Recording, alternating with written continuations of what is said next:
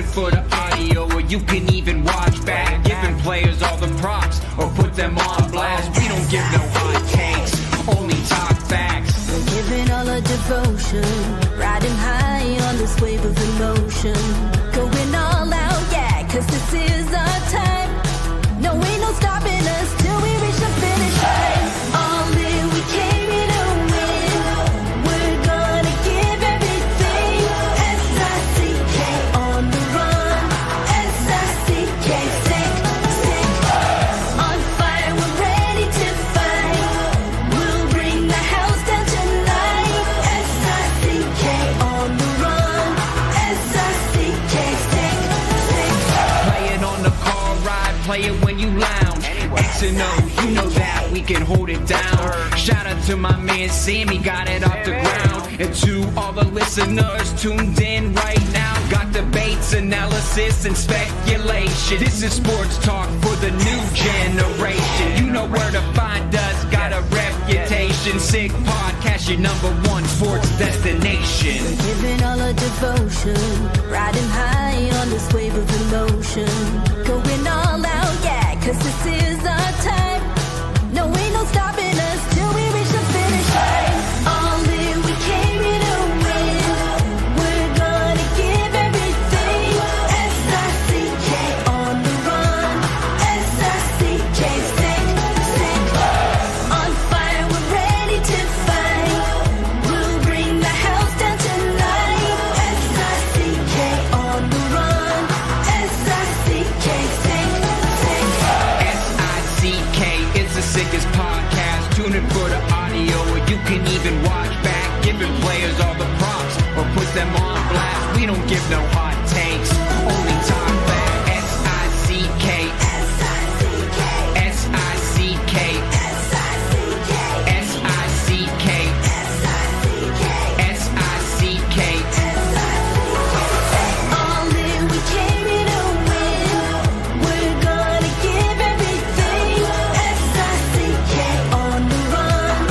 S-I-C-K, sick, sick. S-I-C-K, it's the sickest podcast. Tune in for the audio, or you can even watch back. Giving players all the props, or put them on blast. We don't give no hot takes, only talk facts. We're giving all our devotion, riding high on this wave of emotion. Going all out, yeah, cause this is our time. No, ain't no stopping us till we reach the finish line. All in, we came here to win. We're gonna give everything. S-I-C-K on the run. S-I-C-K, sick, sick.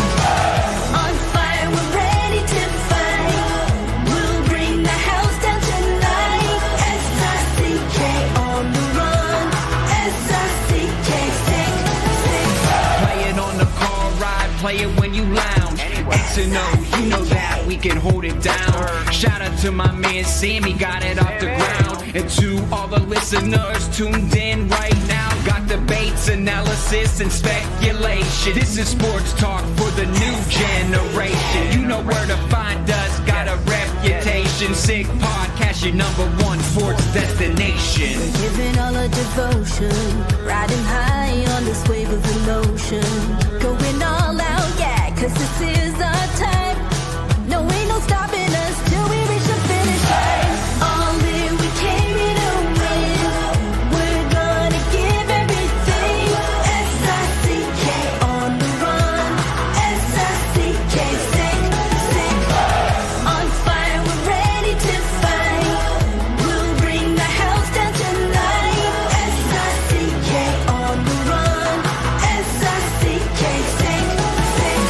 S-I-C-K, it's the sickest podcast. Tune in for the audio, or you can even watch back. Giving players all the props, or put them on blast. We don't give no hot takes, only talk back. S-I-C-K, S-I-C-K, S-I-C-K, S-I-C-K, S-I-C-K. S-I-C-K. Turn up your volume. Because you're about to listen to The Sick Podcast. With Tony Marinaro. 55 seconds left in the penalty, a minute and 27 seconds left in regulation time. Boston 4, Montreal 3. Lafleur coming out rather gingerly on the right side. He gives it into Lemaire, back to Lafleur. Oh! The sickest Montreal Canadiens podcast. You're in the spa! Sports entertainment like no other. Rejoint, on lui fait perdre la rondelle, une passe devant. Et c'est le dégagement et ce sera la victoire des Canadiens. Coupe Stanley pour les Canadiens. Leur 23e de l'histoire. You found the dogs! John, you found the dogs! He found the dogs! And all together, they worked the young team to the top. And now, a 24th Stanley Cup banner will hang from the rafters of the famous Forum in Montreal. The Canadiens win the Stanley Cup! Brought to you by Energy Transportation Group. Driven to be different. La Vida Tibi. Embrace your true nature. And Playground, your premier gaming destination. It's gonna be sick.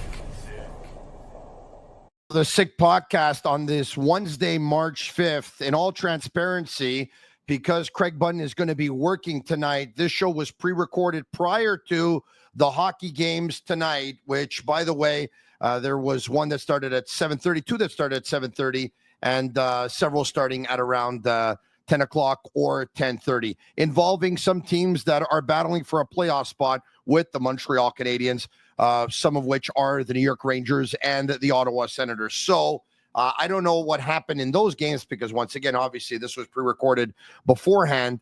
But, it's important that we have Craig Button on with us today because, of course, he is a former general manager in the National Hockey League.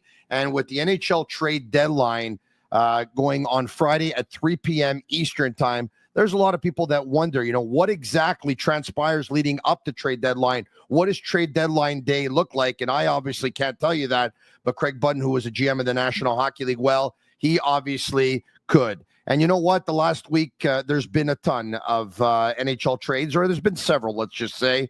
In the last week, defenseman Ryan Lindgren, forward Jimmy Vesey, and defenseman Hank Kempf made their way to Colorado. In return, Calvin DeHaan, defenseman, center UC Parsonen, and a second-round pick and fourth-round pick in 2025 made their way to the New York Rangers. The Rangers will receive the better of their own or Carolina's second-round pick. They'll also receive the better of Vancouver, Colorado's fourth-round pick, and the Rangers retain 50% of Lindgren's salary. Also, the Nashville Predators, they received a second-round pick in 2026 for center Gustav Nyquist, who went to the Minnesota Wild. Defenseman Seth Jones, and a fourth-round pick in 2026, made his way to Florida several days ago. In return, the Chicago Blackhawks got goalie Spencer Knight and the first-round pick in 2026. The Blackhawks will retain 26% of Seth Jones' salary. Last night, center Trent Frederick and forwards Max Jones and Peter Hauser made their way to Edmonton. In return, the Boston Bruins received defenseman Max Wenner, a 2025 second-round pick, a 2026 fourth-round pick. The Devils acquire Shane Lachance and retain 50% of Frederick's salary as part of the deal. Earlier this afternoon, goalie Vitek Vanacek made his way to the Florida Panthers, and going to the San Jose Sharks, forward Patrick Giles. The Sick Podcast, of course, is brought to you in part by Souvlaki Authentique, family-operated Greek restaurants with 7 locations, Lachine, Boisbriand, Pierrefonds. They use fresh Quebec chicken, fresh Quebec pork, both hand-cut, marinated in-house. Their gyros hand-stacked in-house, never frozen, no MSG in any of the recipes. Greek potatoes, not your Yaya's Greek potatoes. These have a unique lemon sauce. And speaking of unique, let's bring him in from TSN, their hockey analyst and director of scouting, Craig Button. How are you? I'm really good. This is what a manager does leading up to the trade deadline. Sits back, has a little coffee, doesn't really have very much to do. You take in the sun's out. Seriously, what does everybody think? You think these guys are working around the clock on their phones? Yeah. Well, you're right. They are. Yes. And they're waiting anxiously at this time of the year because, Tony, it's real simple. There's way more buyers than sellers, and that's a reflection of the standings.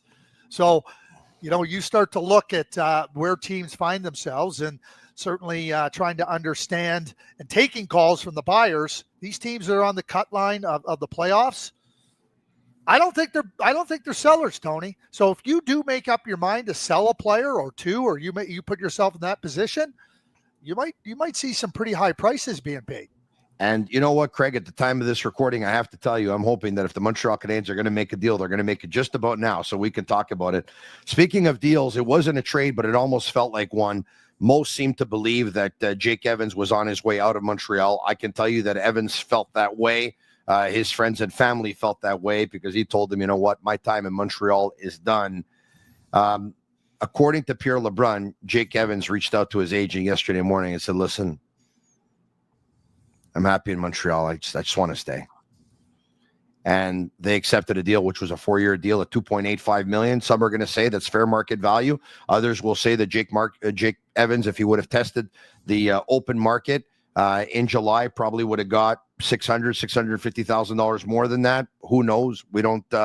It's all speculative at this point. But Jake Evans remains a Montreal Canadien, Craig, and the Montreal Canadiens are a better team for it. Yeah. What one of the things to keep in mind, and I think this is a reminder to all players, where have you thrived? Where are you happy?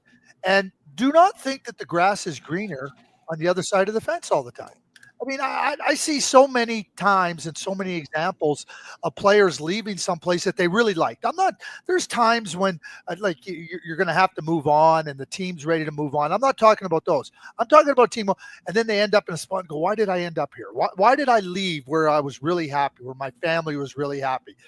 I felt all along that if I had the Montreal Canadiens, a 3-year deal would be ideal for Jake Evans. I think there was some give and take here. I think there was some give on the term with the Montreal Canadiens, and I think there was some give by Jake Evans on the dollars. But when you have a situation that Jake Evans has and the Montreal Canadiens with Jake Evans, remember this is a two-way street. Yeah, I don't know why you want to turn your back on it. So maybe an extra year on the term is the give for the Montreal Canadiens, maybe some money. But at the end of it, when you have a player that has performed and is valued. Let me put that other part on it. Valued by the Montreal Canadiens and the coaching staff, Marty St. Louis et al. That's significant. And I think that everybody recognized that the Montreal Canadiens are better off having Jake Evans than not having him. Craig, Kent Hughes has a gift. I mean, not only is he a great contract negotiator, obviously, I mean, this is his strength. I mean, he was an agent for over 20 years, but he gives players what appears to be less than market value, but yet he makes them feel like they're a big part of the project. He gives them a level of importance, and he sells to them the idea that if they want to win a Stanley Cup, they have to accept a little bit less than they can probably get somewhere else. And they do so, and they're happy for it, and everyone's happy for it, and everyone ends up walking away happy. He's got a gift. Well, so we call it a gift. You know what I think that Kent's greatest gift is? He recognizes value before that value may become recognizable to other people. What would Nick Suzuki be getting right now if he was if he was coming up for a contract? $9.5 million, 10 million. Yeah. Right. Yeah. So prices never go down on good players. And what I think that what you just said is all true and accurate too.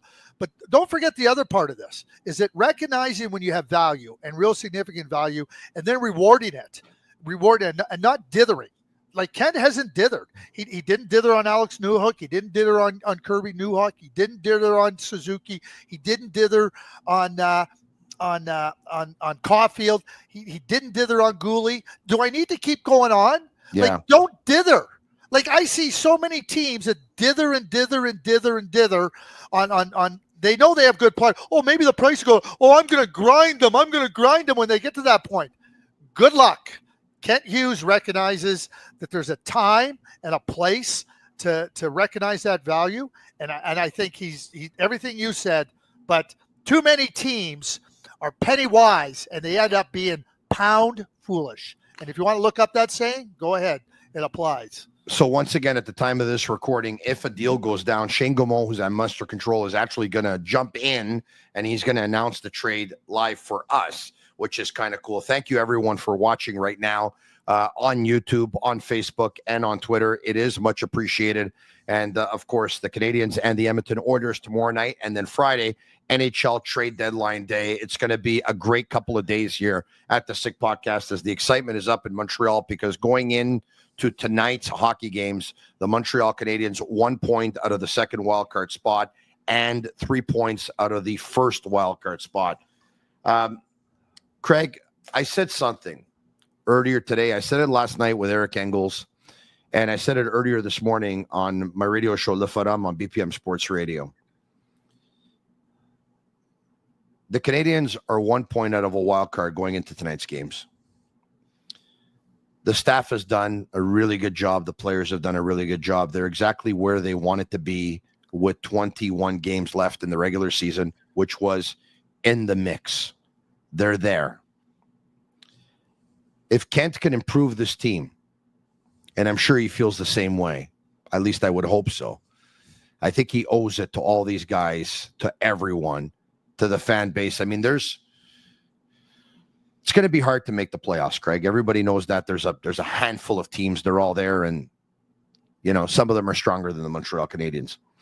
But there's a buzz around the city of Montreal right now. The fans have this fever. They want to live playoffs. I think he has to go out and he has to do something about it. And what I said was, based on what we're hearing, Kent Hughes is looking for a player in his 20s, a player who has term left on his contract, a player can be a part of the future. And I totally agree with that. That's fine. Based on what we're hearing, he's looking for a second-line centerman, and I totally agree with that, and that's fine too. But, Craig, if he can't pull the trigger on a player like that in a scenario like that, would you be opposed to trading a second-round pick or a second and a third for a player who can come in on the short term as a second-line centerman? Because I wouldn't. Why not, Tony? So let me put your feet to the fire first. Why wouldn't you do that? Well, I would do that. I mean, supposedly we're hearing he's opposed to a rental, but I don't know if he's opposed. I probably would just imagine that it's not his first pick, right? Well, okay, so maybe I misunderstood you, and I apologize. So what I'm saying is I would definitely trade a second-round pick or a second and a third to get immediate help right now, even if it meant I lose that player in the offseason. Yeah, okay, good. Well, I agree with you 100%, just by the way. Great. So sorry, I misunderstood you. I apologize. Okay, so I'm in full agreement with you. So now you just touched on a couple of things that are critically important. Okay, so the fan base, the stakeholders have been really patient and understanding with the rebuild. And it's gone really well. I think it's going right in the right direction. We all know there's work to be done, and the future does look bright. But you have to also deal with the present.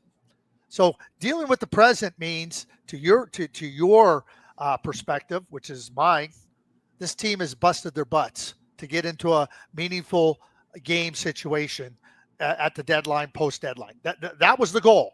You cannot now say that that's your goal at the beginning of the year and then abandon it and start trading Dvorak or trading Savard or trading Armia. I don't think you can. And you very well may lose those players, and that may be just the reality of it. But it's great to have a template for saying, oh, I want a player that fits this age group. Well, guess what? That'd be really nice if you can pull it off, and that I'm not going to suggest that he can't pull it off. But in the absence of that, I go get a real player, and I like phone Nashville. You just made a deal to get Alex Carrier. Find out if you can get Ryan O'Reilly. You don't think Ryan O'Reilly can't help this team? Kirby Dach's out. I don't know when Kirby Dach's going to be back. He's shown he can't be a guy that I think has the faith to be a second-line center. You could have Ryan O'Reilly pass this year. You don't think Ryan O'Reilly wouldn't help this group? I think Ryan O'Reilly would be amazing for the Montreal Canadiens. Just to put it into context once again, he's a centerman. He's a veteran. He's a former Stanley Cup champion. He's not finished by any means. He had a 3-point night last night versus the Boston Bruins. He's got 2 years left on his contract, which pay him $4.5 million. And the Nashville Predators are going nowhere this year and probably nowhere next year. They need to get younger. They need prospects. They need draft picks. And, okay, he might not be that player that will have 3, 4, 5 years left on a contract, and he might not be in his mid-20s. But if he buys you 2 years and 20 games worth of time before someone else is able to come in and take over, why not? Tony, he's a real player. He's a real impact. He's a real significance. Like, you look at the team outside of David Savard, nobody's had success in the NHL. Ryan O'Reilly's had it at and he knows when it matters. And when I say real, he's real. Well, Alex Newhook won a Stanley Cup too, but I get your Well, point. totally different. Alex Newhook was and good point, good correction. Yeah, I don't want to dismiss the experience of Alex Newhook, but David Savard, is different, and Ryan O'Reilly's different. That's real stuff. Yes, that's I hear you. Real stuff. So let me be really clear. Back to your original point. Kent Hughes, he got the latitude to do what he's going to do. He owes it back now. I'm not telling you to be stupid. I'm not telling you to be reckless. He owes it back to the stakeholders in the fan base and to his players. Okay, perfect. You ready now? Now things get serious. Oh boy, here we go. Tony, when are you? I'm Barry Trotz. Yeah. You're Kent Hughes. Okay. I'm shopping Ryan O'Reilly, or you're placing the phone call and you're calling me first, telling me you want him. Well, no, I'm not Barry Trotz. I'm Kent Hughes. I'm reaching out to find out what I can get. Okay. If Barry Trotz says no, then I'm moving on to the next option. So you reach out to me and say, hey, what can I get? And I say to you, listen, Kent, obviously I'm not going to make the playoffs. I tried to do something here in Nashville. Tried to bring in a couple of veterans. Clearly it didn't work.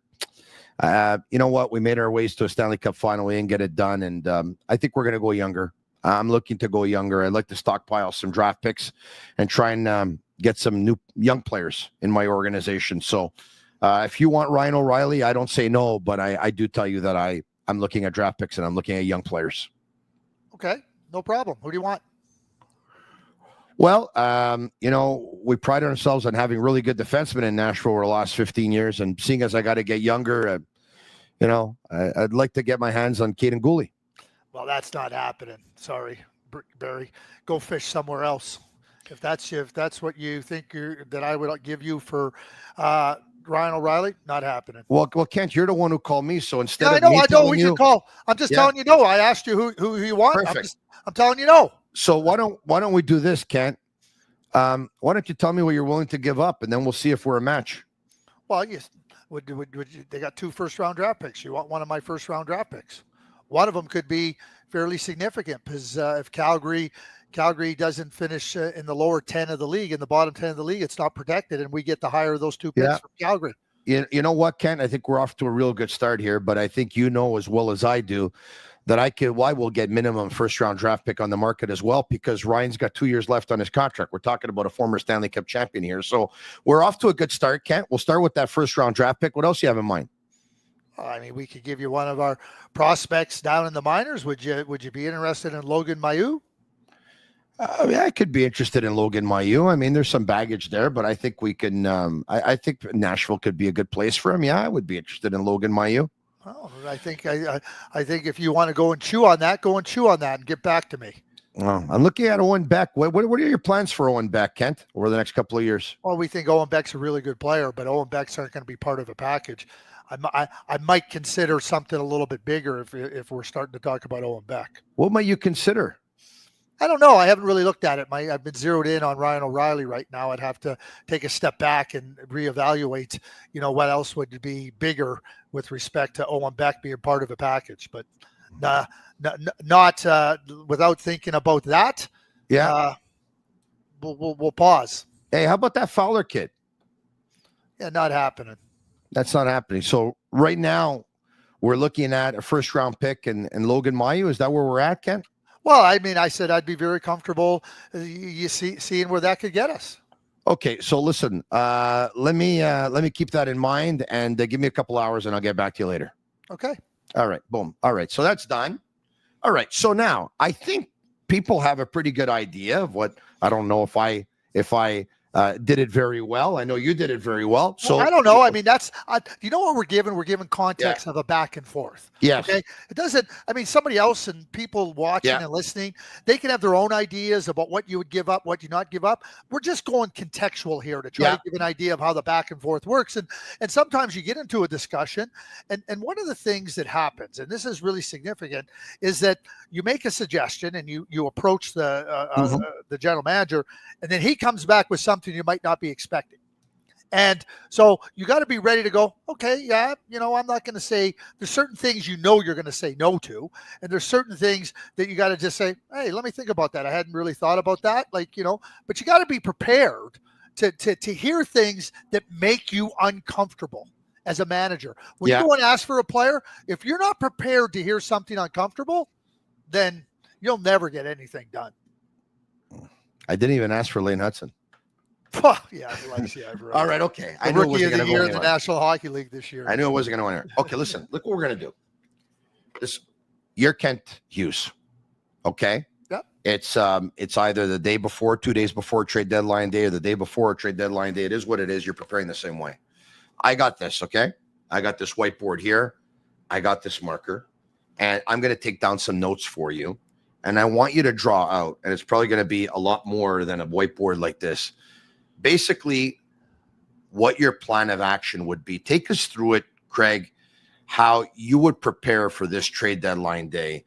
Are you, what are you writing down on this board? You're looking at your team, you're looking at your contracts, you're looking at your forwards, you're looking at defense, you're looking at your goalies, you're looking at your prospects, you're looking to get better. You want to be a buyer or do you want to be a seller? What do you do with the unrestricted free agents? What position or positions have you identified that you like to strengthen? Why don't we try and write down as many notes, I'll do the writing for you as possible, of things that you would want to look at to prepare for this very important trade deadline day. So understand that the trade deadline preparation has started long ago. So where your contracts are, where the progression of your young prospects is, where the progression of your team is. If the Montreal Canadiens were 8 points out of a playoff spot, it would be a very different scenario. You would be receiving a lot of calls on your unrestricted free agents. Now it's changed. So understanding that there's an injury to Kirby Dach, which has taken a player out of your lineup. There's an injury to Caden Gooley, which has taken a good player out of your lineup. You're now looking at, okay, where can we now focus our attention at? But understand, Tony, that Kent and his group were doing this weeks ago. They were saying, okay, if we're in a playoff spot, what do we think? You're incorporating your coaches. You're looking at your contract situation and your salary cap every single day. Okay, so can we start with that said? Can I start writing down? Yeah, sure. Dach out for season, Gooley out possibly for the rest of season. Yeah. Okay, so Dach out for season, and in brackets I'll put center. Okay. Yep. Gooley, I'll put back for playoffs with a question mark. Okay. Back playoff time. Question mark. Defenseman. Okay. Dach out for season, center, Gooley, back for playoffs, question mark, defenseman. Those are the two first things I jotted down. Okay. Yep. All right. Yeah. What are we looking at? Well, you're looking at your prospect. Nobody knows your prospects better than you. So you better have a really good handle on what your projections are on your prospects.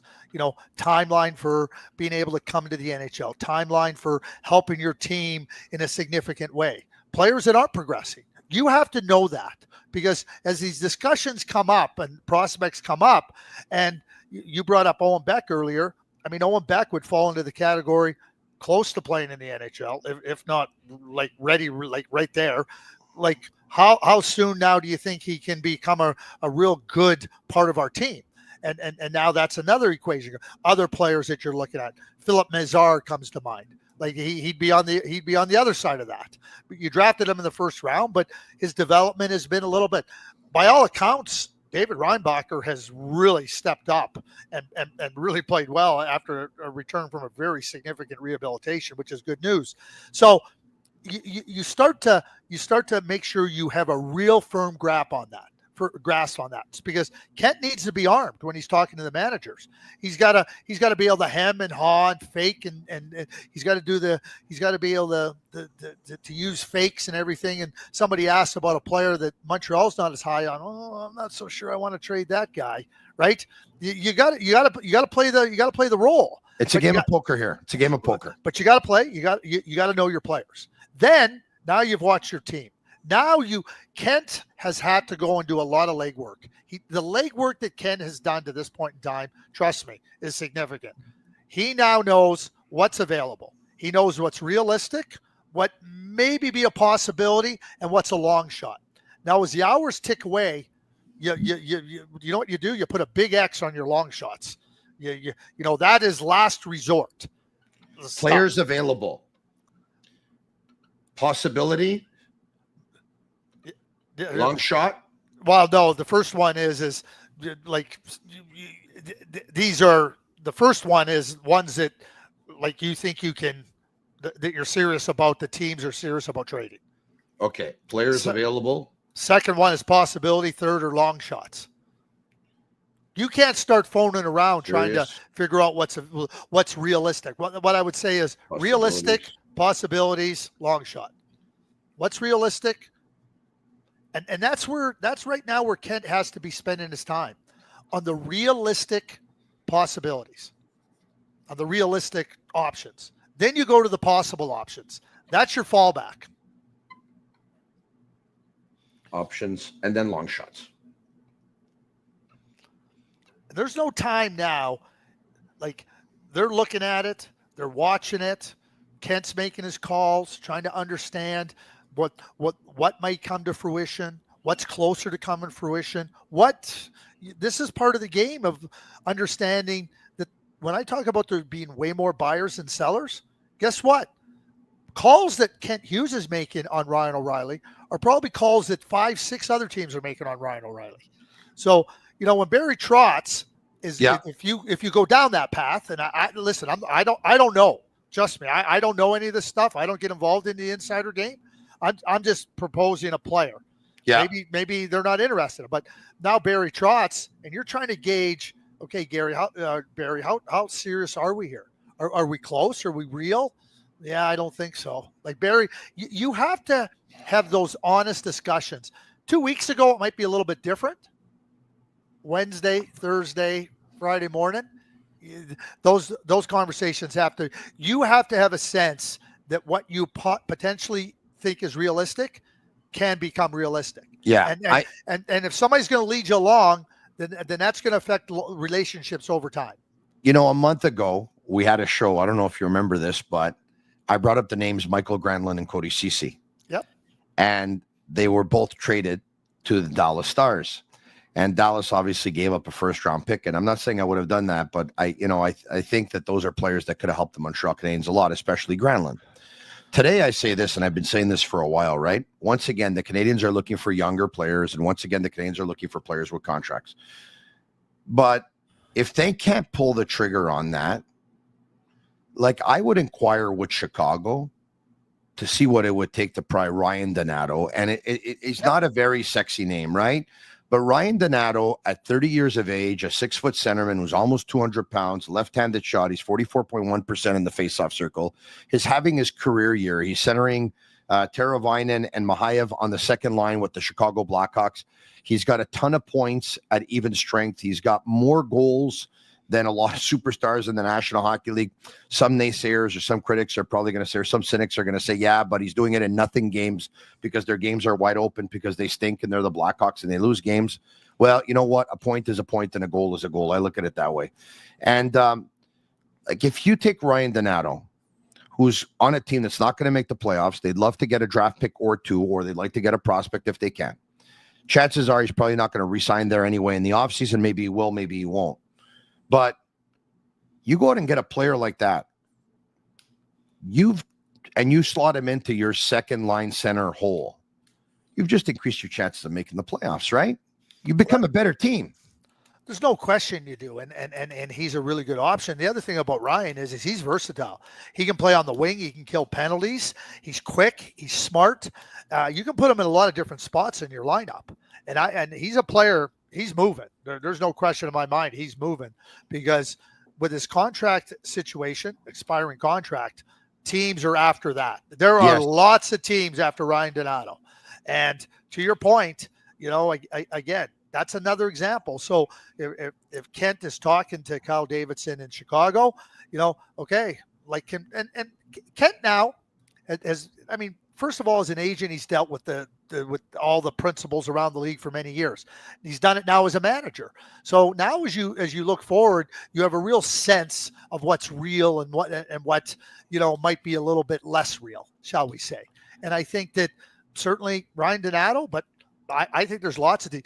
It's really interesting for me because I think that the chatter about Colorado wanting to move Casey Middlestat after acquiring him last year is real. Based on what the insiders are saying and what I think it's real. Now, they gave up a pretty good player to get Casey Middlestat, so they may be caught in a situation where they're like, well, you know what, we might wait here to do that. But it's very interesting to think about Casey Middlestat because it would seem to me that Colorado would want a pretty significant price there. And at the same time, Casey Middlestat has term left on his contract, and you got to really start to ask yourself this question. Colorado traded for him, and less than a year later, they're ready to trade him again. Like that's a concern. Oh, for sure, it's a concern. And Casey Middlestat, once again, you talked about him having term. He's in year 1 of 3-year deal that pays him $5.75 million per year. He is a 26-year-old, 6'1", 200-pound centerman who shoots left. And once again, he has not been a fit with the Colorado Avalanche. We'll get to him in just a second.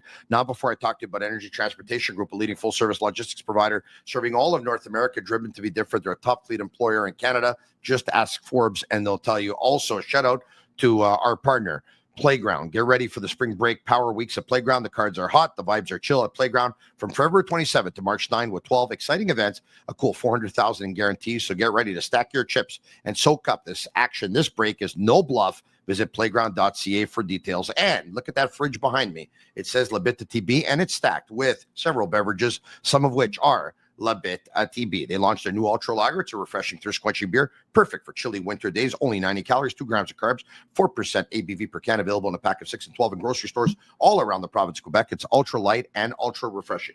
Craig, I want to get back to this in what will be an abbreviated version of the Sick Podcast tonight. We're not going to go for an hour, but they say quality over quantity. I want to finish off my notes. Doc out for season. That's on the board. Gooley back playoffs, ? That's on the board. Internal prospect pool on the board. Players available. Realistic, possible options, long shots.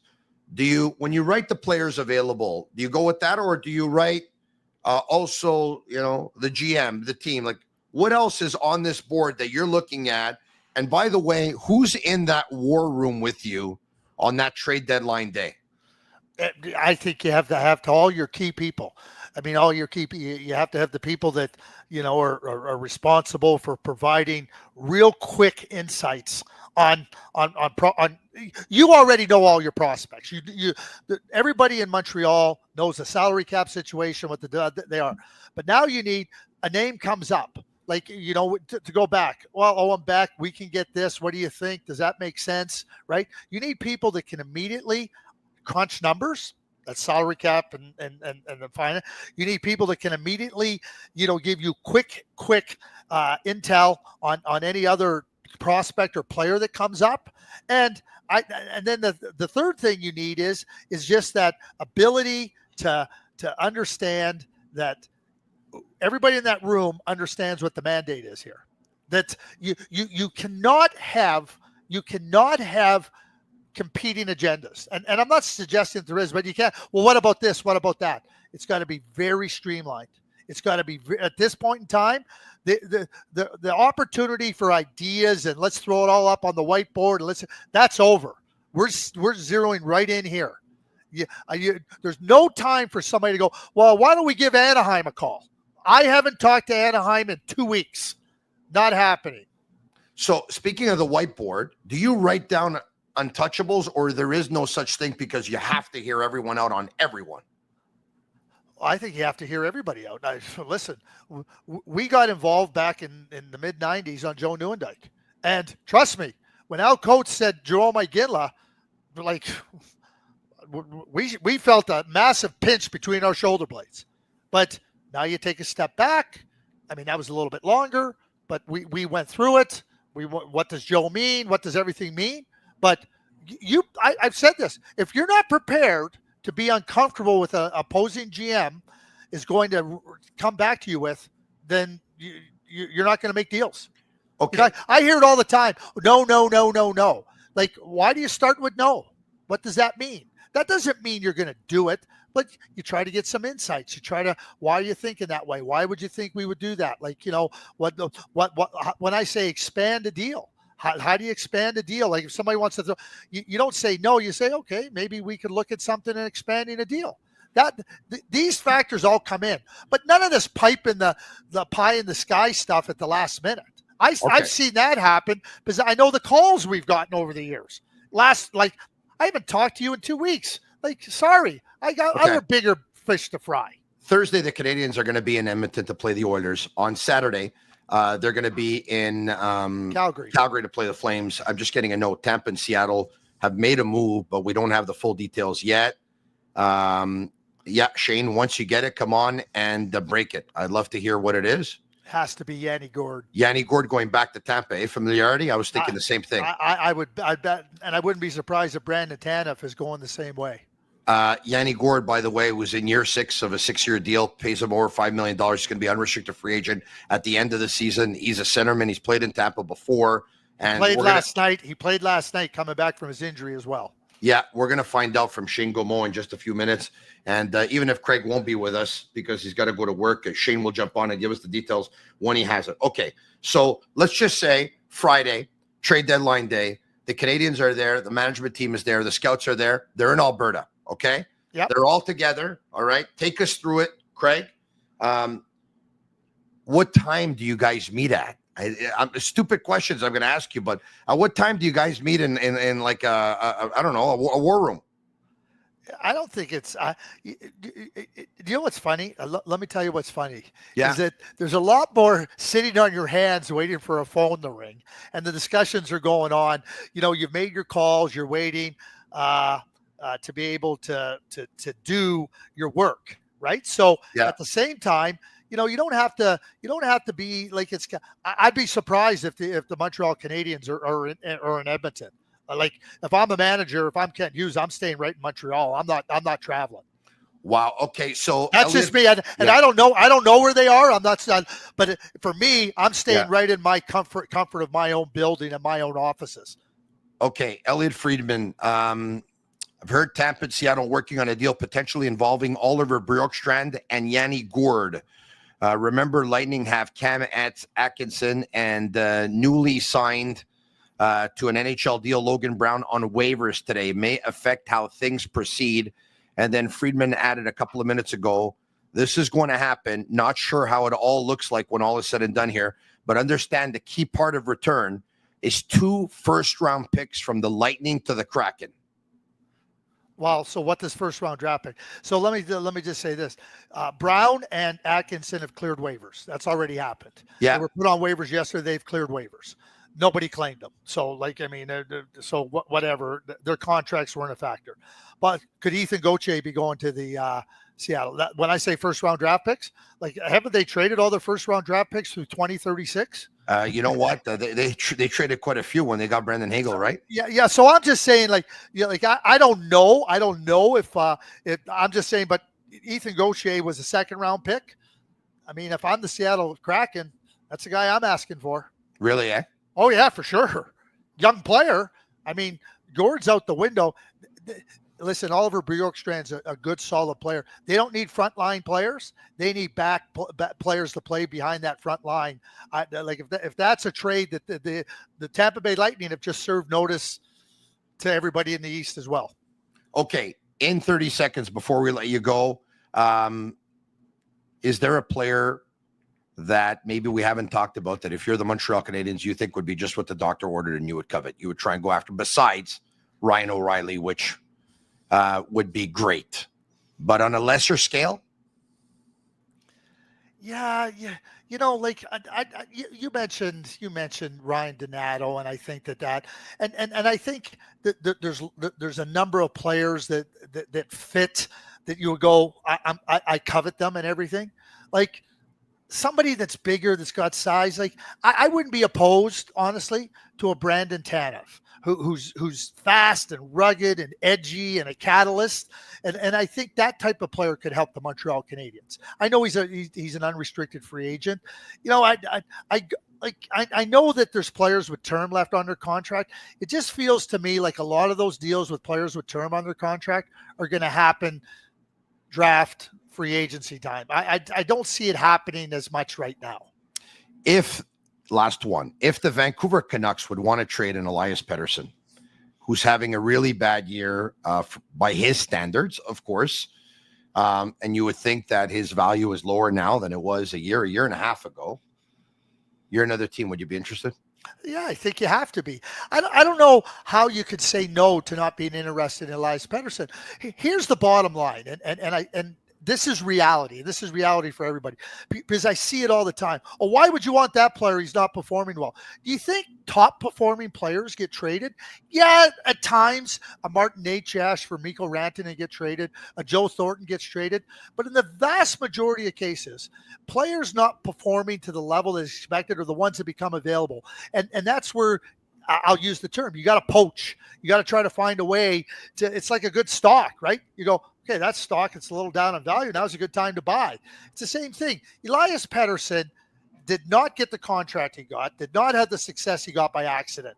Yeah, we know over the last calendar year he hasn't been as good. He acknowledged it in a very open forum on Tuesday, talking about the struggles and how he has to be better.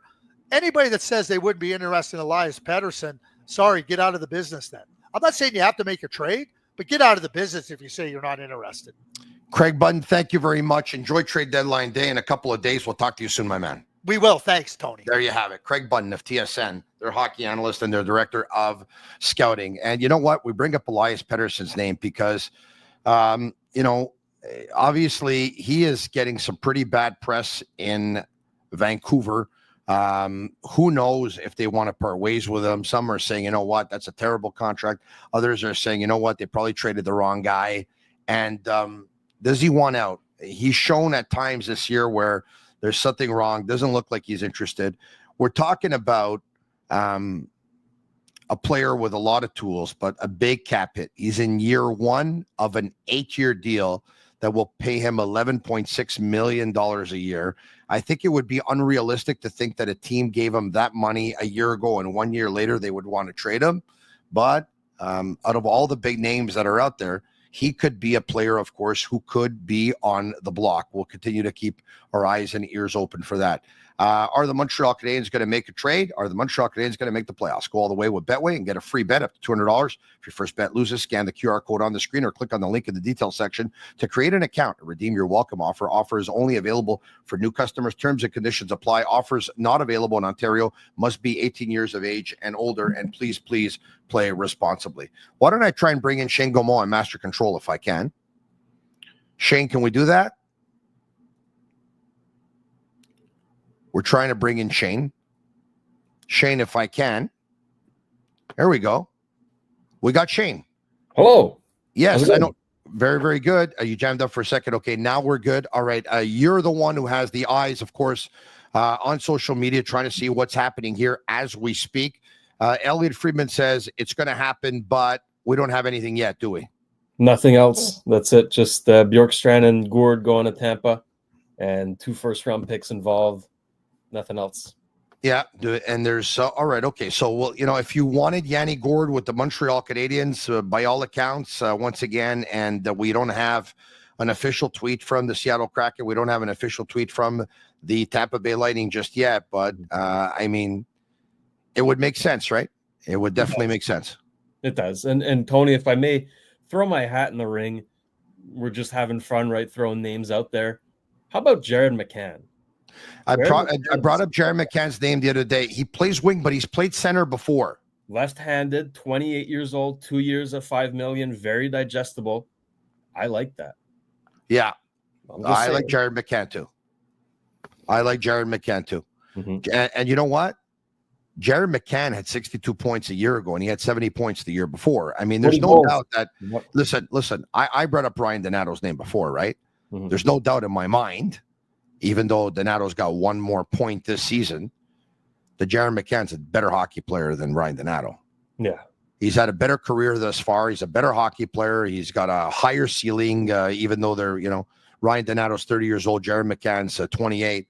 I love Jared McCann, but most of his moments this year, and you could correct me if I'm wrong, have come on the wing and not on center. It's very possible, yeah. I haven't been following the Kraken that well, but I know the potential there. And hey, apparently his name is on the block, so if we're throwing names out there, I think the Habs should probably kick some tires. Well, we have to keep in mind too that it's a team that has Matty Berniers, Chandler Stevenson, and Shane Wright and Yanni Gourde at center. That's right. I mean, so there was no room for Jared McCann at center. You got to play those guys, but he's definitely a guy I would be interested in playing a third line role this year, by the way. But if Bjorkstrand is going to be traded, then maybe they move Burakovsky up or they move every. But he's a very good player. I agree with you that he's a very, very good player. All right, okay. You think Canadiens are going to be sellers or buyers, or stand pat? I'll call it soft buyers. Maybe player for player deals more so than player for picks or player for prospects. And I'm not sure that there's going to be that many deals at all. I think Kent kind of wants to keep the group together, sends a message right to the players that, okay, we do believe in you and we want to give you a chance to show what this team can do. So I'll call it soft buyers. Yeah. If he can improve the team at the center ice position and maybe, send Owen Beck down to Laval so that he plays with the Laval Rocket the rest of the year, call him up when need be. But I think he'd want to do that too. And Pascal Vincent would love to welcome back, Owen Beck with open arms. Let's be honest here. Would he ever? Yeah. Owen Beck, like I've followed the Rocket as much as I can this season. He's been unreal as a rookie AHLer, right? First season pro. The transition's been seamless for him. He's looked not out of place at all, even in the NHL. So yeah, Pascal Vincent would love to get Owen Beck back. That's for sure.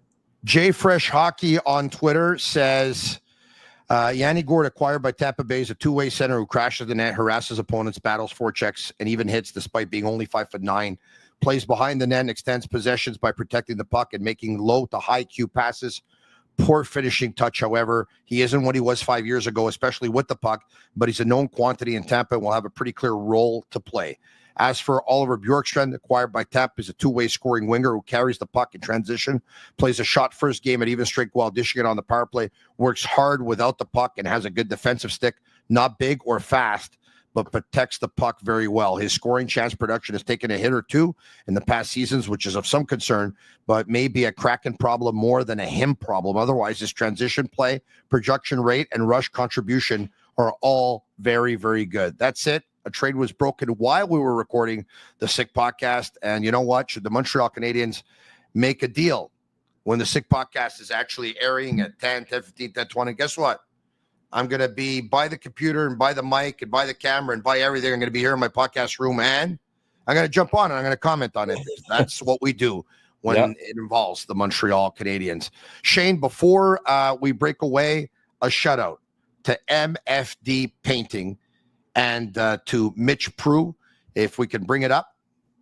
Looking to get your home or apartment building painted inside or out. No job too big, no job too small. MFD Painting is a family business. They'll treat you like family too. Check out MFD Painting on Facebook or call 514-893-9856.